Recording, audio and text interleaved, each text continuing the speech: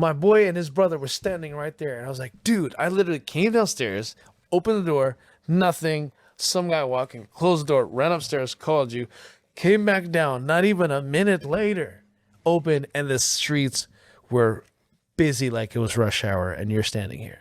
I experienced a glitch in the Matrix. I've seen you live like a couple times. I was really interested in hearing more about you not speaking your native language. How did you get into comedy? What age? What was your first comedy special? I grew up on BET Comic View. Like, that was the thing that was always on. You ever been in a relationship when you know you're a piece of shit and that person may deserve better? I don't know if you've ever been in that situation. And some people will stay in that and take a toll on that other person while that other person is like doing right by the relationship. So comedy's that bitch? I feel like I was doing that to comedy where I wasn't treating her right.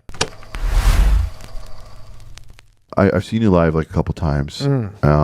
When I did see you live, I was really interested in hearing more about you not speaking your native language. And I'm Somali. Okay. I'm a first generation Somali. I'm in the same boat. So you don't speak the language now? So I understand it. Oh, see, at least you understand it. I don't even understand. You don't understand it? I thought you'd understand it, but you just can't regurgitate it. You can't spit it back out. I can understand little like phrases like, where are you going? Come here. Yeah. Go there. Yeah. I mean, where's your mom? You know, small little things. Yeah. But I can't. You know, once people get the going, I'm like, yeah, enough. I can't. You know, and the worst thing is I have such a good. My pronunciation is like on point because I don't even think I have good Tagalog. I think I have a good impression of people speaking the Tagalog I know. We would do the Somali thing too. Yeah. So when I'll be like, "Oy, kumusta na? Anong ginagawa mo, pare?" And they're like, "Oh, Filipino ka ba?" And they start going. I'm like, no. I was just flexing the two phrases I know. That's all. Was that gibberish in the beginning, or were you actually saying? I was actually saying something. Yeah. Right? So it does sound a little real. Like, oh, this guy knows what he's talking about. But no, I just know that. I'm just, like, for instance, people are like, yo, Norm has a great Trini accent. Yeah. You got a really funny Trini accent. I'm like, no, I don't have a good Trini accent. I have a good impression of Machel Montano. You know?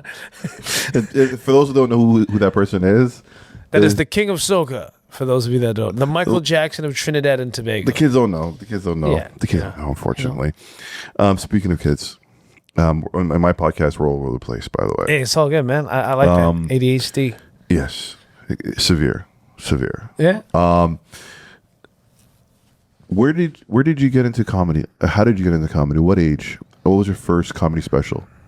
I was, that I watched? Mm-hmm.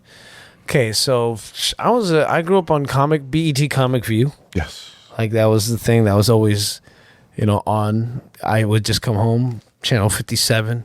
Rap City, just let it play in the background, doing whatever, and then it would land on Comic View. Yeah, when there's nothing on TV at 10 o'clock at night, guess what? Hot summer nights. I'm watching Gary Owens doing the white boy doing his thing on BET Comic View stages, or Bruce or DL Hewley. So I was highly influenced by black comedy first and foremost. So like even though I didn't have HBO to watch Def Jam comedy, like I always found ways to watch it for some reason. I'm like, how do I know it when I never had the channels to watch it? But for some reason I knew of all the episodes. But then obviously in Living Color and SNL, I was always into the comedy shows that were on television. But I never thought of myself as a stand-up comedian. It was never a thing that I thought I could do. But, I had a career in like, I wanted to be an R&B singer once upon a time. Yeah. And then that went in that. Were you in an R&B group? I was in a Filipino R&B group. Well, majority of us were Filipino. Okay. There was an Italian guy, 3 Filipinos, and a Jamaican guy. Oh, that would be the coolest. Right now, that would have gone right now. You know what? That would have gone. Okay, and we were called Kamikaze. Okay. Yeah, we were That called was super kamikaze. 90s, super 2000s times. You know, it was, because the whole thing is, because we blow up the spot. Kamikaze, I see, right? I see. But it's like, nah, we was just out here bombing like crazy, like just doing shit. You guys didn't have like a whole manager push you, directed you guys to do things? We had like the lead dude that kind of ran the ship. He was the one that was kind of like the driving force of it all. I was a young kid. I was the Michael Jackson of the group. I was like 14. The next youngest dude was like, 19, and then the next one was 22, then the next one was 24. So they were all older than me. I just came in. I was like, yo, I want to be a rapper. Can I join your group as a rapper? And they're like, all right, do you know how to sing? I'm like, yeah, I sing in the church choir or whatever, I could hold a note.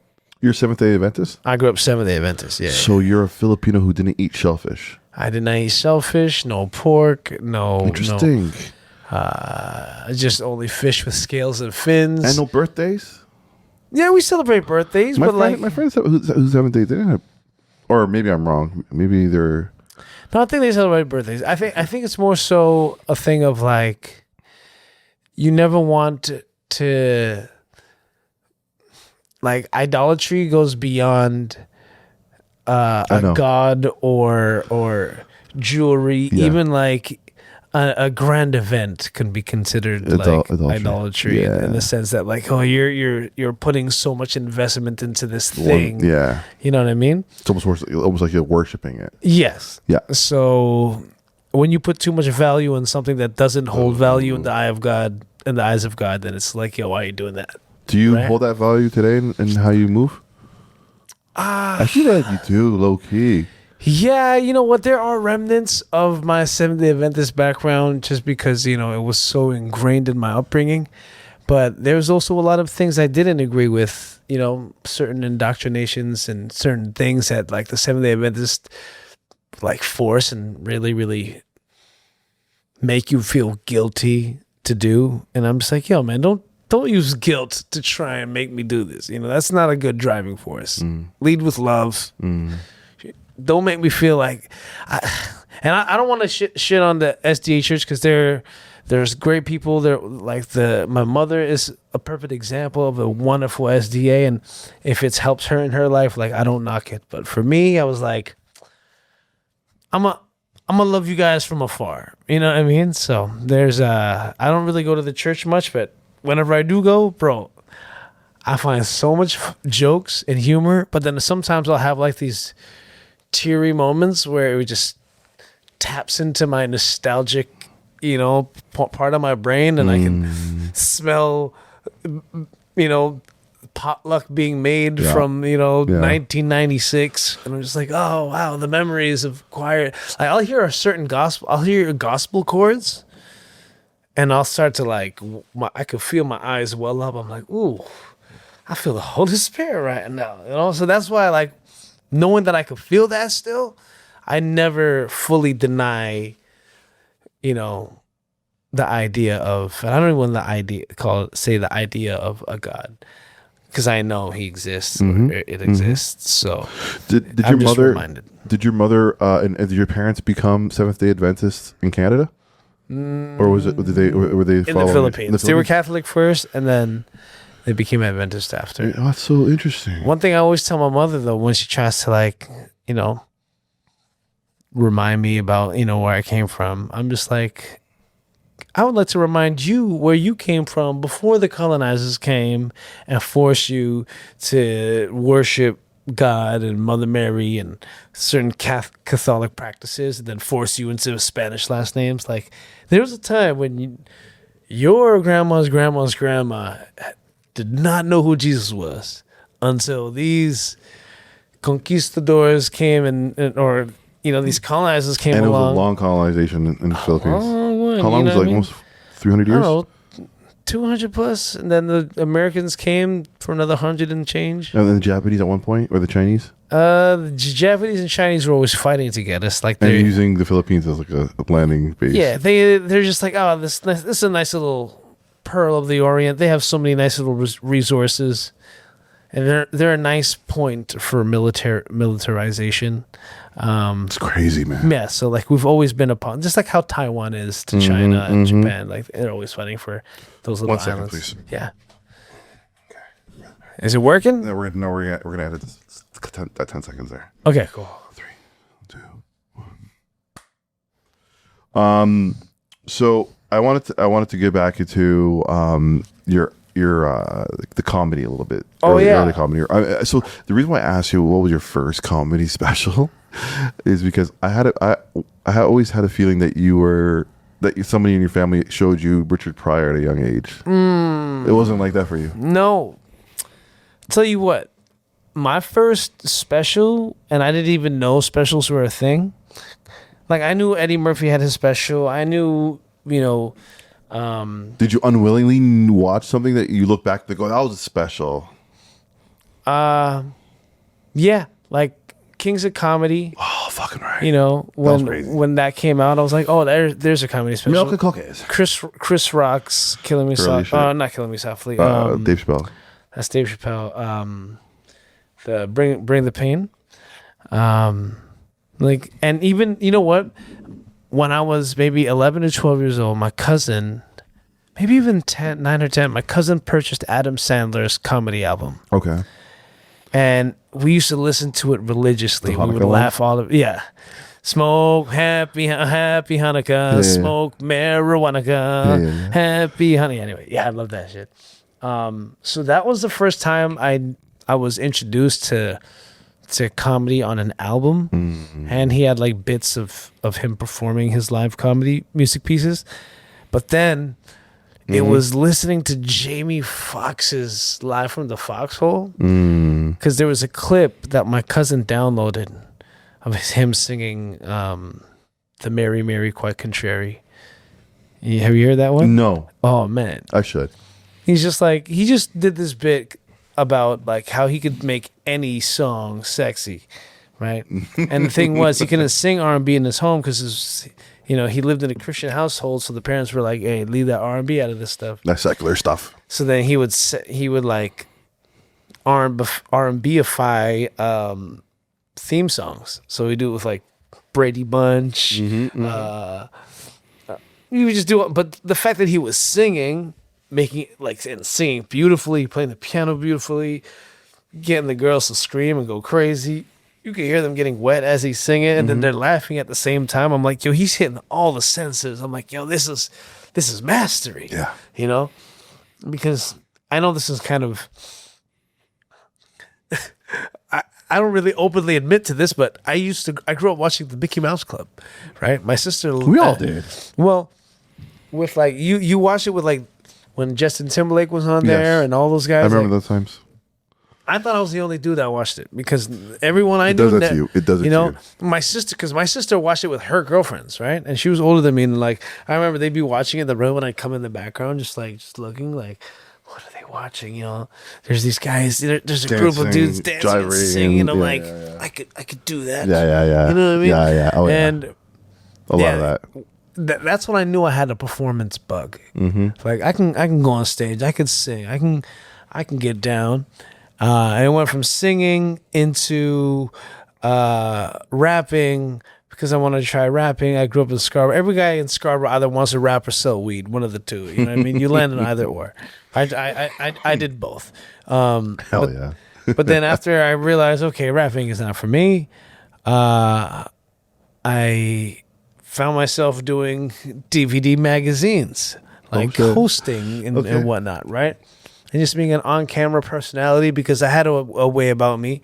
So we can find some shit you like wearing all black and like the brim fitted and all that shit with the fur on it. We can find that shit online. No, bro, I was different, man. I was like, even though I came from that side, when I moved downtown from Scarborough, I went through this like Renaissance era where I was maybe leaning more to the most def Talib Kweli common sense. I rocking freaking Kangol hats, and my cousins used to be like, "Yo, why are you dressing up like Michael Jordan's dad?" Like, Bro, I used to rock like the vests and then it was an interesting time in my life when it comes. I permed my hair and I would rock like the Nardwuar style hats I had the curly hair coming out the sides.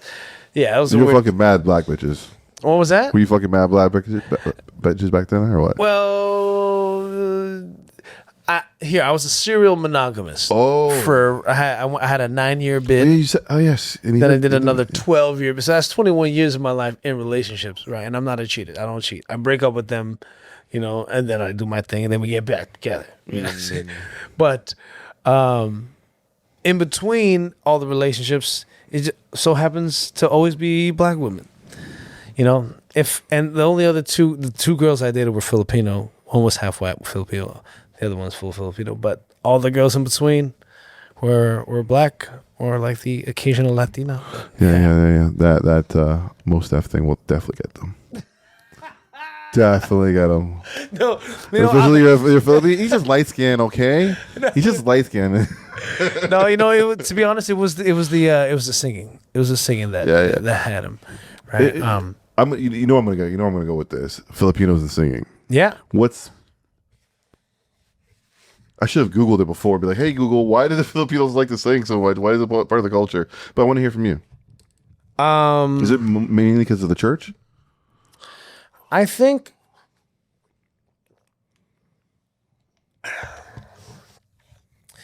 I look at it like this, man. It's just the Filipinos, by the way. The Vietnamese, like, I feel like it's a South Asian thing, the karaoke thing. I think Filipinos mainly, though, because of the American influence. We have a direct American influence through America, purchasing us from Spain for like $7 million at the time. Crazy, you know what I mean? Son. They bought us. They bought Cuba. That's crazy. Anyways, so the influence of Americans on Filipino culture probably plays a big part in our ability to sing because English is kind of our second language. So our ability to code switch and like sing English songs without the accent, and then go right back at okay, how are you doing? Oh, and they start singing, oh my life, and then like, oh, can I sing all my life? Like, how come you can say all my life singing, but then you can't say it when you're talking? You know what I mean? I feel like the British people could do that though. Yeah, they do it all the time. The British people are like, it's hello, and then they sound like they're from down south, or they sing it perfectly. It's like crazy. And hello also, from the other side. Yeah, it's like, oh no, sing it, Adele. I don't like the way you say it. Yeah. And Lord too from Australia. Remember that girl from Lord? Yeah. Royal. Yeah, that song. Yeah. She sounded like she's from Toronto. Yeah. But then they start talking and right back to it. But I think so here's my theory, okay? Okay. In the same way, so I've been called Afro adjacent before. Okay. And I was like, did you Afro adjacent? Afro adjacent? Why, thank you. It's quite the compliment. Have you done the DNA testing? Huh? Have you done no, but like, I'm just like mountain Filipino dark. Like they say, I'm like the mountain man, So you're not like the fishing guys. Actually, technically, I'm also fishing side because my mother is the mountain side, my father's the river side. Wow. So it's so beautiful to know about like cultures like that. You know what I mean? Yeah. So, and I'm darker than both my parents. So, because my grandpa was actually very, very like Tamil dark Filipino, But anyways, what were we talking about before? Afro adjacent. Afro adjacent, right? So I have this theory that if a people or a culture or a race has went through a certain amount of atrocities and unfortunate circumstances for a long period of time, the universe will bless them with natural talents to make up for all the things that have been taken away from them. So, you know what? You may not have this, that, and a third, but you know what? here's some natural gifts like dancing, like singing, like athletic ball. ability, like so all these things. You play ball too, right? As a Filipino, we got a little something at least. You know what I mean? If we don't, you know how like Biggie said, either you're slinging crack rock or you got a wicked jump shot. For Filipinos, it's like either you're singing karaoke, working at a hospital, or you got a wicked jump shot. You know Oh my god, yo. Sorry for cutting you off. I gotta tell this story. Maybe it's gonna be a clip one day, like we're like a cartoon. I like as you can see, I'm 6'3". Yeah, and I was always like tall as a kid. yeah. Always. See, like you're the guy that'll get off the chair and stand up. You'll be tall as fuck. Yeah. I get off the chair. I'm the same height. You know what I'm saying? And hear me out. In grade 10, I thought it was good at ball, man. Until you played a Filipino, a quick ass little Filipino. Yo, with thick nigga ass dunked calves. on me. This guy dunked on me. I can't. Yo, to this day, I can't dunk. How tall was this guy? 6'3". He was 5'9". Almost six. He's like, he's 6, almost 6. And he dunked. He dunks? He dunked on me, bro. He crossed me over, dunked on me in grade 10 at a professional game. Because I grew up in Ottawa. I came here. I moved to Toronto in Scarborough when I was 17. So he destroyed me. Yeah. I'm like, I'm done. I'm not playing ball anymore. Yeah. I was smoking weed back then. I'm like, you know what? I don't even like ball. I'm just doing it to stay healthy. I'm just surprised that a Filipino dunked on you. Yo, he dunked on me, son. And I was like, yo, you got it. That's it, man. Because I was thinking like, oh, I'm tall. I got this. I got tall privilege. Yeah, yeah. Nah, son. This guy, he learned me something that day. But that's why it's crazy. Like everybody knows, Filipinos for nursing, singing, and playing ball. And then like on the side, it's like either DJing or b-boy, breakdancing. You know what I mean? So like, they'd always say Filipinos can't dunk. They're too short. So to hear this guy can dunk, like, and I'm so happy that we got a Jordan Clarkson, first Filipino champion.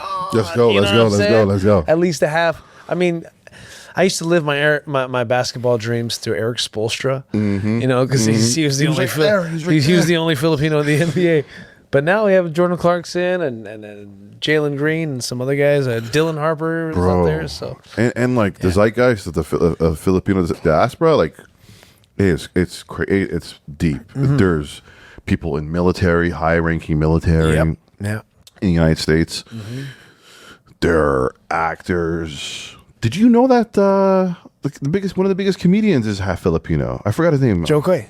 Well, not Joy Coy. No, the other one. There's another one. The one who's Rob Schneider. Rob Schneider, half Filipino. Bro, Filipino Jew. Yeah. That was. He killed it. Like he's MAGA now. He's an interesting guy. Yeah. I met him at JFL once. Okay. And it was one of those moments where it's like, oh, I'm so nervous. I don't know if I want to meet one of my heroes. Yeah, I feel the same way, man. And when I met him, I was like, I could feel like I don't want to be around you anymore because I'm not gonna like you. Was there any like Filipino like camaraderie jokes between y'all? So you're Filipino? I was like, I said Kuya Rob, right? I did say Kuya Rob, and he's like, hey, I'm Filipino. Hey, all right, hey. Yeah. I was like, I'm not trying to like, I just wanted to say what up, hi, and I want to keep it moving, because I heard some shitty things about you, but I'm gonna keep it moving. Hello, that's that. Yeah. But I'm gonna circle back. That's what we do. So in the same way, African Americans and Black people have been blessed, after 400 years of turmoil. Mm-hmm. In the same way, Filipinos went through so much with 4 different colonizers. Mm-hmm. Maybe with Portuguese. Well, you got the Spanish, the Americans, the Chinese, and the Portuguese at first. Well, yeah, the Portuguese by way of Spain. The Spanish sent Portuguese. They hired them. Okay. Through Magellan. But I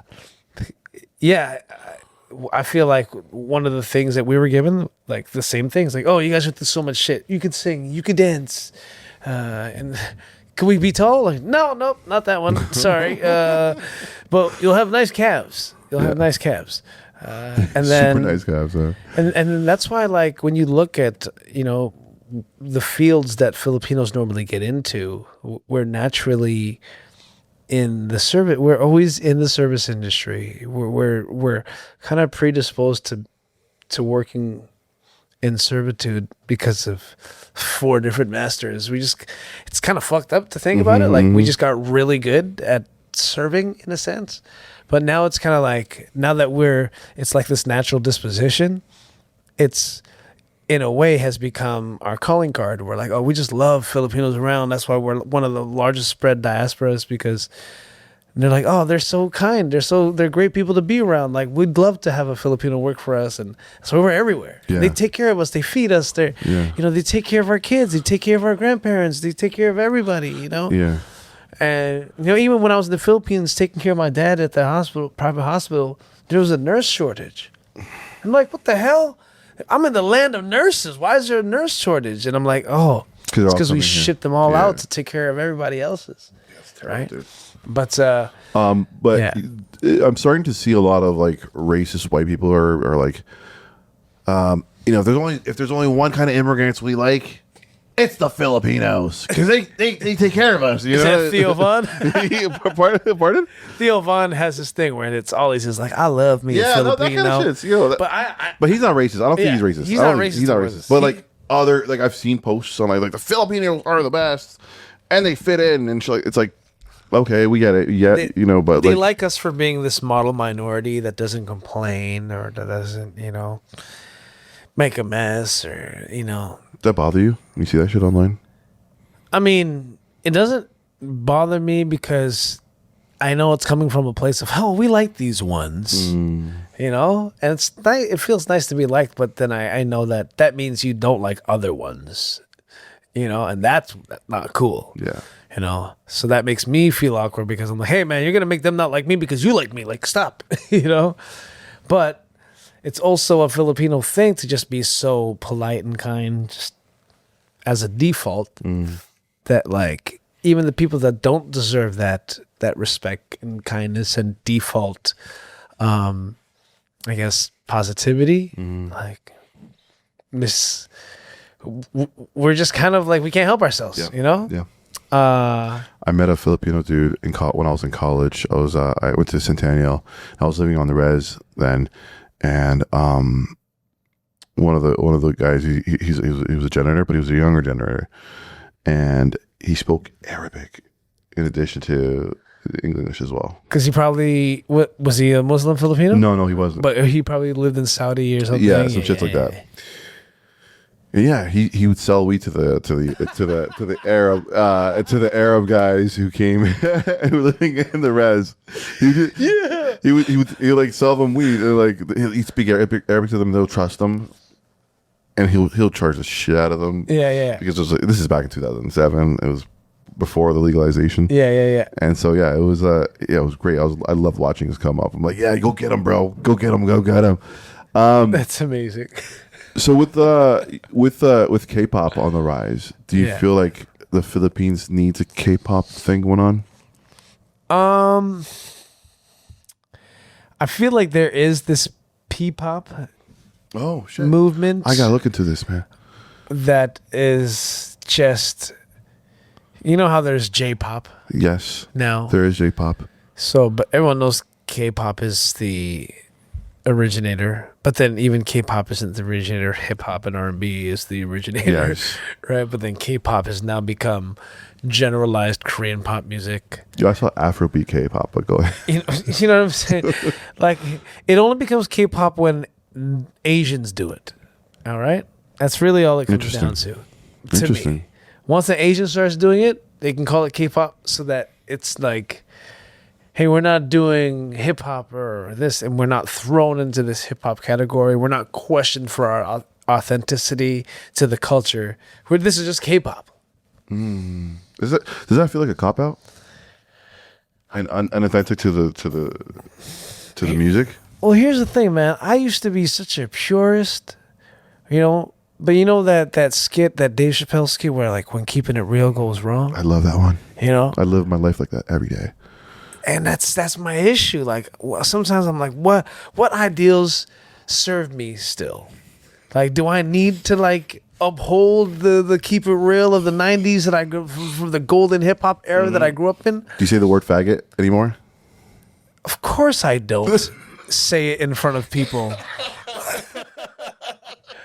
Of course I say it once in a while, but it's not with malicious intent. Yeah, you just say it because it's like what we used to say back then. Like literally everything was a faggot. And I say it with guilt. I'm not gonna lie. When I say it, because I'm just like, there is some hesitation, but I say it within safe spaces where it's said within a joking manner, and it's not towards the LGBTQ community ever. Yeah, you know, it's in fact if I think they should be happy that there is some inclusion. You know, there where I've still preserved this verbal artifact that, you know, just gotta polish off this old one. You know, we haven't used it in a while. Fuck, those nights be the best when you're in the room. You're like dropping F-bombs all day without malicious intent to. For me, it's retard. Okay, mine is retard. Okay, the super 90s. Yeah, or even a good old midget. Yeah. Midget is terrible now. I know midget's bad, but like midget. Yeah. So when I go to the Philippines, there's this midget boxing place in Burgos. And it's like Burgos Street. It's like Poblacion, the red light district area in the Philippines. And yeah, you just go in and they tie one hand behind your back and get one big ass boxing glove, and then they send in 6 little midgets to box you out, and you're just trying to fight with one big ass shit out of you. And you're on your knees while you're trying to fight them, so you're all the same height. And these guys are showing they're professionals. They do this every night. You know what I mean? So they're beating your ass up. But have you done it? No, I haven't been in the ring. I just watch from the outside, right? Because I'm just like, you know, as much as, you know, I love watching it, I'm like, I can't be the guy in the ring. But I know eventually I'm a jump in the ring and test my skills out. But you know, when what was I getting to? Like once in a while, you know, I'll be like, "Yo, you go catch the midgie show." You know, I'll say a little midge. You know, but just saying a little midge is just a little midge. A little midgie, like that's such a Toronto version of midget, like a little midgie, like. It just rolls off the tongue with me. You know what? We're talking before this about smoking and what you smoking. You said he's smoking backwards. Did you ever get into a Century Sam's? I mean, I started with Century Sam's. I missed those. Do they still sell those? I love how I don't think so. Open. I mean, I liked the cracking open of the blunt only because of the movie Kids. That was a crazy movie. Okay, I have PTSD from that movie. You remember that movie? Yes. Okay, if you haven't seen that movie, Kids, it was the precursor to Euphoria. Euphoria, right? Yeah. And Euphoria is still pretty crazy. I haven't seen that yet. Kids is when you look back at it, it looks so real. You'd be like, "Yo, is this a documentary?" But no, honestly, when I watched it back, I was like, damn. I was like 12 years old watching this thing. Yeah. And my parents didn't know I was watching this. It's crazy. You know, and I watched it like, I kind of wish I lived in New York to experience this. But I was also glad that I wasn't around that shit, because... It wasn't like that in Scarborough when you were growing up? Well, you know what? I did start raving. Yeah, come on now. I did start raving because I had a plug. No, it was actually through the R&B group. The R&B group, we had the idea to start singing R&B jungle. So R&B over drum and bass, jungle beats. So we go, like, as a group, we go to these jungle parties, these drum and bass raves, and just start singing Jodeci and Drew Hill covers to drum and bass. We'll be in the bathrooms just going 1, 2, 3, 4, you know, and start going at it, and we just get instant crowds. Amazing. Bitches fall for us while on Molly and ecstasy. Like, it was a time. Oh yeah. Okay. And I would go all the time because, you know, my homies in the group were like, you know, playboys, and I was just like, oh, I'm learning learning through these guys how to, because I didn't even want to sing. I just wanted to rap. I'm like, I only sing in church, man. I'm not gonna sing. But when they were practicing, like they were off notes, and I'm just like, guys, no, you gotta hit this one. Hey, you gotta be over here, because I'm in the choir, so I know where to go. And they're like, bro, you sing? Why the fuck are you not singing with us? You trying to rap? But and then they forced me to sing to this one girl in Scarborough Town Center one day. I saw them like talking to her. I was like, yo, that girl looks cute. They're like, yo, why don't you go chop her? I'm like, I was kind of nervous. They're like, yo, we'll go holler at her for you first. I'm like, yeah, go talk to her real quick. I'm gonna go to the bathroom, freshen up. I come out, I see them talking to her, and when I walk up to them, they're like, yeah, this is the guy we said that was gonna sing for you. And I looked at them like, you motherfucker. Oh, fucking. You motherfucker. And then she looks at me and she's like, all right, I'm ready. I'm like, she was so mad too. I'm like, oh, look. So I closed my eyes and started singing Usher's Bedtime. And then when I opened my eyes, I just see her with her hands over her face like this. She's like, oh my God, can you sing on my pager greeting? I'm like, yeah, just send me your number. She just gave me her number right away. I'm like, I look at my boys. I'm like, yo, I'm singing lead now. Like, this is how it works. Yo, and that's how I started singing. Do you keep in touch with those guys? They'll pop up on my feed here and there. One of the lead singer, I bumped into him on his birthday while he was riding on his scooter. It was the most random night, and he looked like he was going through it. So it was like a beautiful moment to just. It was serendipitous, and I just got off of my Family Feud episode had just aired. So he's like, dude, I just saw you on TV the other day and I was thinking about you. I'm like, hey, look at us here. Let's get a bite real quick. Let's catch up. But I don't really see those guys much. But those guys were a big part of my development as a human being.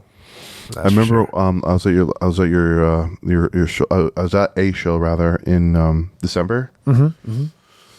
And you during the show you said you wanted to quit. Yeah. But you haven't. I'd like you to get into like the demon that tells you to quit. Is it something that's always in the back of your mind? Do you have FOMO? Like, what is? And also, if you could answer in that sequence, what does success look like to you? I feel like the goalpost moves when it comes to success the more I age. Things that I desired when I was younger, I don't desire them like I used to. So my driving force has shifted from like, oh, I want to be famous to, I want to be respected but for my craft enough to get paid well enough to take care of my family. That's where I'm at, And before it was like, bright lights, big city, like still that. I still want that.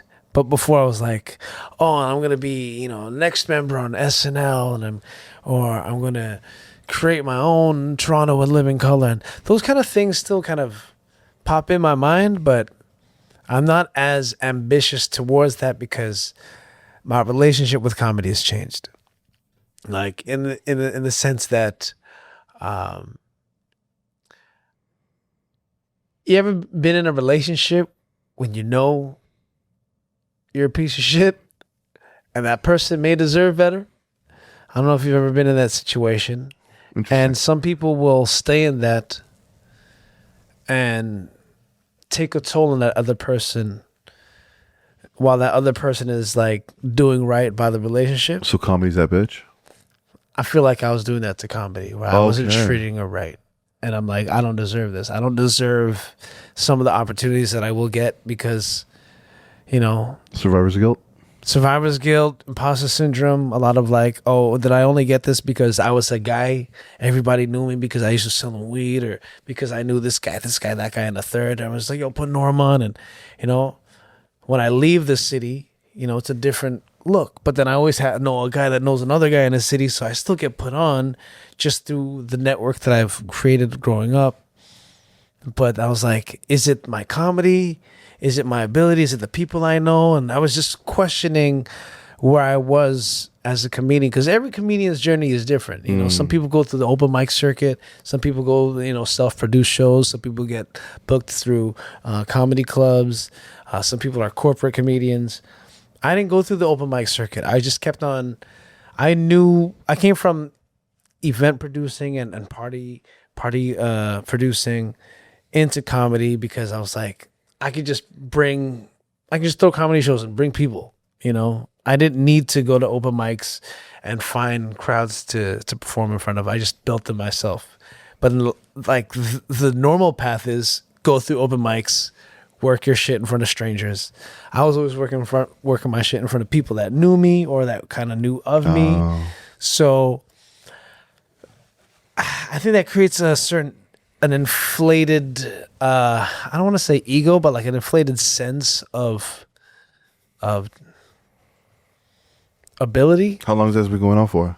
That went on, like, I didn't realize until after maybe year 6, where I was like, oh shit, I skipped steps. I need to go back. That's crazy feeling. Yeah, I was like, no. I think I got things too soon, and I didn't deserve it. And like a lot of people won't acknowledge that, and they'll keep on going until they crash and burn and like fuck up a big opportunity that screws them in the long run. And some people said, oh, Norm, you not taking opportunities because you're too afraid to fuck them up might have been a bad thing, because, you know, you could have used that if you did fuck up as, you know, a jump off to another thing or a learning experience. But, you know, you miss every shot. You don't take, you know, 100% of the shots. You don't take that cliche. Yeah. But there's times where I was like, oh shit, I could do this crazy opportunity, but I don't know if I should take it because I'm not ready for it and I don't deserve it, but they're giving it to me because I'm a guy, you know? And maybe because they have this perception of me, and sometimes perception could be deception, you know, that they might think, oh, this guy's ready. And deep down, I'm like, yeah, I'm on the surface, I'm like, yeah, let's do this. But deep down, if I don't think I'm ready, I'm like, should I really take this, even though I don't think I'm ready? And doesn't that come with like everything? That comes with everything. That's like a general fear that most people have when it comes to doing something that might lead towards success, because with success comes more responsibility. Right? Dude, I'm a father, and I wake up every morning feel like I'm an imposter too. Every fucking day. Parents do it, every bro. fucking day. Every freaking day. But you know what? I just show up. How do you teach somebody how to be somebody when you're trying to still figure out how to be somebody? I think the golden cardinal rule in that case in particularly is treat people the way you want to be treated. I lived like that my whole life. Mm-hmm. My old man instilled that in me. Mm-hmm. Like old like fucking guy from Somalia. Just treat people nice. They'll treat you nice. Granted, he was very secular and very Western. He used to drink and shit. Yeah, but that's a different conversation. But yeah. See, I even went through a point in time where I was like, I went through this time in my life where I was thinking, am I a nice person or am I a kind person? Because I feel there's a distinguishable difference. A kind person comes from a place of like honor and natural disposition. They do it because it's kind of the right thing to do, and they know it's the right thing to do, so they'll do it from their nature. A nice person does it because they know they have to, or they know they should, but they don't really want to, but they're doing it because it's the nice thing to do. Interesting. Right? So nice versus kind. And sometimes I went through a point where I was like, I always thought I was a kind person, but am I just nice? Like I was just doing this to like get things or appease people. And I'm like, oh, am I a piece of shit? Oh, was I a piece of shit in disguise this whole time? And I went through so many things because, you know, I don't know if I always see these things that pop up on my IG feed, like high IQ people always tend to like self-sabotage or, you know, analysis paralysis. Or, you ever do those tests? You know, I try not to because I'm like, done them numerous times. Like, I'm like, you guys are collecting data and, you know, algorithmic data, so you know what's going to like play to my strings. Yeah. So like, I try not to give into it because I'm like, oh, once I give into it, it's going to keep on feeding my algorithm, and then it's going to create this new narrative in my brain. So, you know, I don't want to do it just because it's data that keeps on popping up. I want somebody that's went through something like a process or a system to like share something with me. Be like, yo, Norm, I did this thing. You should try it out. That's the only gateway. I won't do it because I saw it on IG. Yeah. So, but I don't know. How did we land here again? The imposter syndrome. Yeah, the imposter They're syndrome. being nice and a polite person. Yeah, man. I think there came a point. So, okay. Do you feel like you needed to gatekeep yourself at some point? Your energy? Once again, it's when keeping it real goes wrong, bro. I'm keeping it real to like these ideas of like, no, it's got to be done this way, or it's got to be done that way, or like, no, if it's, you know, I always felt the need to do things a certain way, otherwise it's not right. But then what is right? You know what I mean? And even when you do things perfect, sometimes it doesn't even come out the way you want. So it's like, what is perfect? What is the right way? I think you just got to do and then hope that it lands and it sticks. And if it doesn't, use that to as a marking point of like where not to go for next time. That's right. Or where to go for next time. That's right. Yeah, I think here's what happened, bro. Normally every like couple of seasons, I would take a hit of acid, and it would kind of reset my whole essence, it was like my iOS update. Okay. Right? And I would do it like once a season. And it was great. I would learn so many things about myself. How long was the high? They're like 6 to 8 hours. Okay, so Yeah. just an evening. Yeah. So sometimes, you know, and I would always do it with these two comedy buddies, and it would be the greatest time. And I did it one wintry night on Christmas Eve or New Year's Eve, 2024, going into 2025. Great time to do it. Worst trip of my life. Yeah. I couldn't see, saw a glitch in the Matrix. Oh yeah. Like, bro, my boy calls me. He's like, bro, I'm downstairs. He's like, I'm coming to your crib. I'm like, yo, are you with your brother? He's like, yeah. How'd you know? I'm like, I was just picturing you in my mind, you know, with your brother walking on Queen Street. He's like, yeah, I'm almost at your crib. Come down soon. I was like, oh, crazy. Because now I was having like telepathic moments with my homegirl that did it with us, where I wasn't even talking because I couldn't see at the time. It was a very bad trip to the point where I lost my eyesight. That's crazy. And I wasn't talking, and she was responding to the thoughts that I was having. And I'm like, yo, I'm not talking. I'm like holding my mouth to see if I'm talking. I'm like, but I'm thinking it. And then she's responding like, I'll get you water. Yeah, sure. I'm like, and I'll in my head say, I didn't say anything. And then she'll be like, I heard you though. So now we're tripping out because I'm like, yo, we're telepathically speaking to each other. We've tethered into another level of human capabilities, right? And then it came to a point where I have 5 pre-rolled blunts. We smoked all 5 blunts, and we're at the last little bit of the blunt, that 5th one. And I was like, you know, it'd be crazy now that we've kind of like unlocked these powers, these human capabilities that kind of like that 90% that we don't use in our brain. We've tapped into it somehow. You know, it'd be crazy.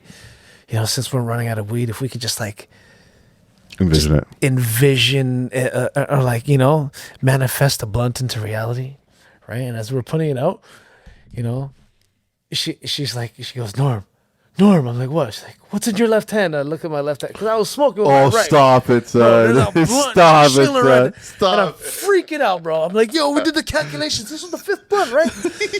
Here's my thing. It could have easily been another blunt that I maybe didn't put out, but I relit. And I was like, number 5, you know? But in the moment, I'm like, yo, we did it. It's the best feeling. Right? Or I'd be like, Especially yo, I'm when so you're high. thirsty. I need water. And then she's like, and I'd look down and there's a glass of water in my foot. And I'm just like, yo, I didn't get water at any point. Did you give me a glass of water? She's like, no, I don't know where your glasses are in your house. So I was like, So tripping out. So shrooms doesn't do that for you? I don't like shrooms because it makes me fart and makes me bloated. Oh, yeah. It kind of gives me gut rot. But here's the crazy thing. Back to my friend to finish off the story. He's like, I'm downstairs. I go downstairs. I open the door. The streets, I live on Queen Street, right? Queen and Duffer is super busy all the time. Parkdale. Best street in Canada. So I open the door, empty. Queen Street is empty. There's this one dude walking with his hands in his pocket right in front of my door because I live like a storefront.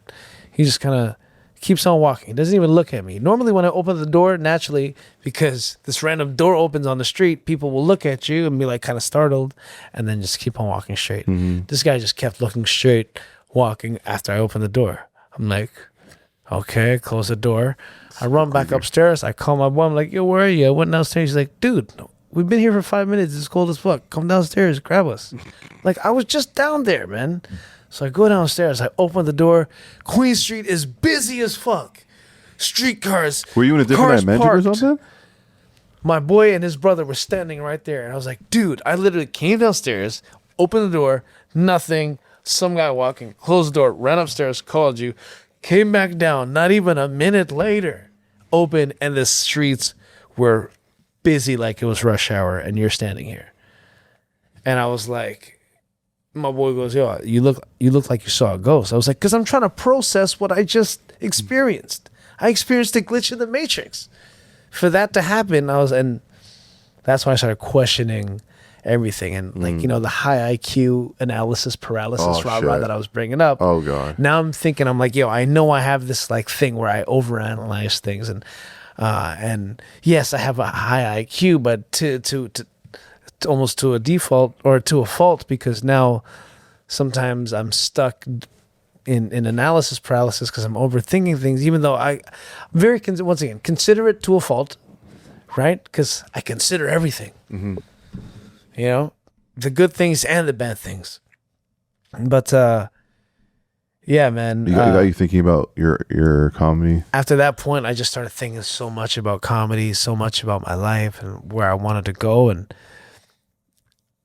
for almost 2 years, I was kind of like, that's, I left the podcast. I broke up with my girlfriend of 12 years. Like, just, well, we had already broken up, but like, we were just kind of like, anyways, just the shift happened. And I was like, oh, I think, I think I grew up. I think my inner child finally died. I don't want to say died, but like, it's like, okay, now I think I entered adult realm. This happened at 40, right? This happened at 40. You know what I mean? Yeah. And as a guy that stays looking young, you know what I'm saying? Black don't crack, flip don't chip. Nope. I've always felt, and even as being the comedian, being the funny guy, being the life of the party, being this vibe, I always felt like I would exude that energy for life, and I still do. But now it's the focus comes from a different place. Like, I'm not just bubbly to make people happy. I'm like bubbly with intent. I'm like, I don't 100%. share it as much as I used to. It was ever flowing to the point where like I was just giving it to people that didn't deserve it. Now I'm very more intentional with who I share that energy with. So what does success ultimately look like to you? Right now, success for me is taking care of my family, taking care of myself, in a way where I'm not, you know what? To be straight up, success to me is I want everything that I said I want to do to happen. And whether it's successful or not, knowing that I said I would do all the things I said I was going to do, that's all that matters to me at this point. What I'm about to say, probably because like I'm created to what I'm about to say, rather, I hope it doesn't rub you off the wrong way, but it's a tragedy that you don't, or travesty rather, that I can't go on to Crave or Netflix and see your face there. Here's the thing, man. I know I got that's still in the cards. All that is still there. Hell yeah, let's go. I had to go through this. This was the caterpillar dying to become, that fluttering butterfly. You know what I mean? Yeah. And that caterpillar, does not exist anymore. So I'm just getting used to these new wings is really what it is right now. I feel like the next 15, 20 years for you is going to be really crazy. Just stay healthy. I feel that way too, man. I feel that way too. Stay healthy, you know what I mean? And man, like you'll be playing a cool hip father on TV. You know what I mean? I can't wait, man. Fresh off the boat, the relaunch. Yeah. Filipino edition. Yeah. Like you play the cool hip father. But right now, are you happy? Yeah. You know what? I've been tired lately because I've been making these empanadas and doing comedy and being more present with my mother, my nephew, my sister, just like trying to be more, just living more for the people that I care for. I used to suffer with a lot of guilt, kind of just doing my thing as an artist. And now I'm kind of like reacquainting myself with servitude to my family. Yeah. And that's been a strong driving force to all the things that I'm doing. And because like I was with my cousin the other day and he was just saying how like it's a blessing to be tired. And ever since he said that, it's been like every time I feel tired, I'm like, you know what? At least I'm making use of my time doing something and not like doing something I don't want to do. A lot of people are forced to do things they don't want to do. And I've been lucky enough to be able to do all the things that I enjoy doing, that I enjoyed doing first. And then once I started turning it into like a money-making thing, I'm like, there's other things that I don't enjoy doing to make the money, but it came from a place of enjoyment first. So like, I'm lucky enough to be able to do these things. So the fact that I'm tired doing it, I'm like, hey man, God bless. I'm grateful. Blessings with all the dressings. Yes, sir. And yeah, that's where I'm at now, man. It was something had to die, and this new rebirth of Norm. Like even like the cooking, like I left cooking for a long time, and I came back through the empanadas because of like its ties to my father. Like when I was taking care of him in the Philippines, whenever I needed a break, I would eat at the empanada stands, or the empanada market across the street. And then I got obsessed with them, and I just kept on eating them. And I'm like, man, I can't enjoy these things and not bring them back to Canada. Like, people got to try this thing. And then I was like, Dad, yo, imagine I sell these in Canada and I raise enough money to bring mom, nephew, and sis back to the Philippines. And I'm like, why did I say imagine? Like, I'm going to do it. I'm going to do this. All I got to do is sell at least 2,500 empanadas, and I'm going to bring the family. Let's fucking go. That's it. That's it. And it's summertime, and you will do it by the end of the summer. I'm already at I'm already almost to 1,000, and I've just been doing pop-ups all over. And once again, man, amazing. I'm as dark as I am right now because I've been doing it in markets underneath the sun and shit. It's kitchen life. It looks like it's fun for you, though. It is very fun for me. Yeah. Even though it's like strenuous, people are like, man, you're working hard. I'm like, hey, man, labor of love, because it represents not only like something familial, it represents something cultural, and it represents like just it's an opportunity to represent myself and show pieces of who I am through food, really. Amazing. Truly. Yeah. Before we go, hypothetically, I started asking all my guests this question, but you walk through the door. Yeah. You pass away. Doesn't matter how. What do you want people to remember you by?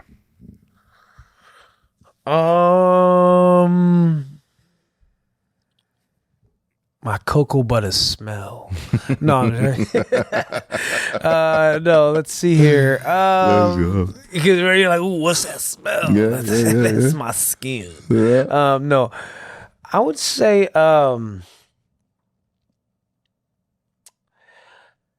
I just want people to know that,